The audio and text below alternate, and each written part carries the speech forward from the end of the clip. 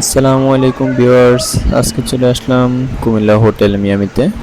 তো ফেনী থেকে ঢাকার উদ্দেশ্যে যখন রওনা হয় তখন ব্যতিরত অবস্থায় কুমিল্লাতে দাঁড়ানো হয়। তো এখানে দেখেন অনেক ধরনের খাবার আছে, কিন্তু এই খাবার খাওয়া যাবে না, তাই ফ্রেশ হতে যাচ্ছি। ফ্রেশ হয়ে রেস্টুরেন্টে চলে আসলাম। তো চিন্তা করতেছি কী খাবার খাওয়া যায়। তো এখানকার বেস্ট হচ্ছে খিচুড়ি। তো আমি বিফ খিচুড়ি আর কোল্ড ড্রিঙ্কসের অর্ডার করছি, পাশে তো সালাদ থাকবেই।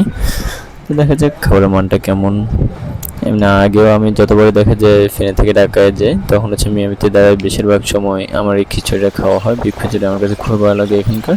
তো এটার টেস্টও খুব ভালো, কিন্তু আজকে খাবার একটু জাল বেশি হয়েছে, যার কারণে কোল্ড ড্রিঙ্কস, তো আমার এমনিতে কোল্ড ড্রিঙ্কস লাগে।